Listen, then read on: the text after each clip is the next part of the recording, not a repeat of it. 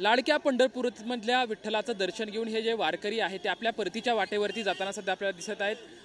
आपण बघू शकतो की कशा पद्धतीने हे जे वारकरी आहेत ते आपल्या आता घराच्याकडे ही ज्यांची जी पावले आहेत ते जाताना आपल्याला दिसत आहेत। रामकृष्ण हरी माऊली पंढरपूरमध्ये दाखल झालेले होतात, आता घराकडे चालतात, काय मनात भावना आहेत? यंदाची चांगली वारी झाली, यंदा भरपूर लोक आले आणि आता आम्ही प्रसाद घेऊन आता आम्ही घराकडे निघणार आहे। आज द्वादशी होती, द्वादशी सोडली आणि आता घराकडे चाललात, काय वारीचा अनुभव कसा होता, कशी झाली वारी? वारी छान झाली, अनुभव म्हणजे चांगला, गर्दी असल्यामुळं यावर्षी भरपूर गर्दी होती, दर्शन झालं का नाही? झालं झालं झालं झालं काय वाटलं दर्शन झाल्याच्या? आनंद वाटला मनाला, हां हां मनाला आनंद वाटला। हां आणखी काही खरं तर वारकरी आहेत, आपण बघू शकतोय की कशा पद्धतीने हे जे वारकरी आहेत ते सध्या घराकडे जाताना मार्ग सुद्धा माऊली पंढरपूरमध्ये आलेले होतात आणि आता घराकडे चाललात, काय वाटतंय? या वर्षीसारखा पंढरपूर सोहळाच नाही बघितला, म्हणजे 20 लाखाहून पब्लिक अधिक पब्लिक असू शकते हे अंदाज आहे आमचं।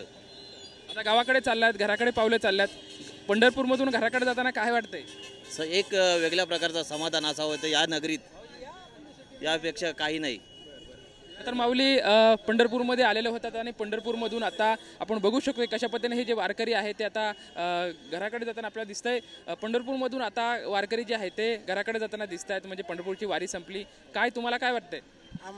आम्हाला असं वाटतं की आम्ही पुसद यवतमाळ जिल्हा जनून येथे कोंडेश्वर देव संस्थानचे 1 लक्ष अन्नदान वाटप करत आहे आणि आमचे 40 गाड्या आहे, 40 गाड्यातून 10 गाड्याचे असे महाप्रसाद या प्रकारे आम्ही वाटत गावाकडे जाणाऱ्या जे वारकरी आहेत त्यांना जाताना तुम्ही वाटतं? हां, त्यांच्यासाठी आम्ही हे एकादशीची द्वादशी म्हणून आज महाप्रसादाचा कार्यक्रम ठेवला। आपण बघू शकतो की कशा पद्धतीने खरं तर जाणारे जे वारकरी आहेत अशा वारकऱ्यांना सुद्धा द्वादशीचा प्रसाद काही जे दान करणारे जे व्यक्ती आहेत त्यांच्याकडून सुद्धा वाटप करताना सुद्धा दिसत आहे। एकंदरीत सध्या जे पंढरपूरमधलं जे वातावरण आहे ते सर्व वारकरी आता आपल्या परतीच्या वाटेवरती जाताना सध्या आपल्याला दिसत आहे। कॅमेरामॅन अभिजित पिसे सोबत लक्ष्मण जाधव, टीव्ही 9 मराठी, पंढरपूर।